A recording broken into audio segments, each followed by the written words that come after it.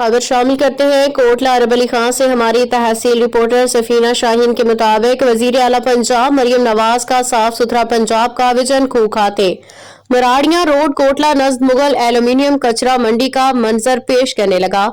गंदी ताफुन ने मुकामी अफराद का जीना हराम कर दिया। गंदगी ताफुन से बीमारियां फैलने का खतरा।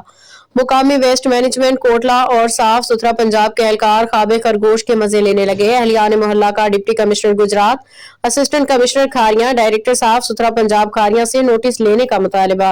चेक कर लो जनाब, दोनों वीडियो बनाइए। जी कचरा पे सी, ठीक है। यह कोटला वेस्ट मैनेजमेंट अथॉरिटी तो साफ सुथरा पंजाब मरियम नवाज साहिबा। यह जनाब मुगल अलमोनीयम एंड ग्लास, मराड़ियां रोड, मस्जिद नूर, नियर मस्जिद नूर, मराड़ियां रोड, कोटला अरब अली खान। यह सूरत हाल है जनाब, पूरे पंजाब की सूरत हाल ने। बिल दो बंदे लैन आते हैं, एक कोटला की आमदी यूनियन जी बनी है, तो एक जो साफ सुथरे पंजाब वाले भी जो बिल घर भेज देते हैं।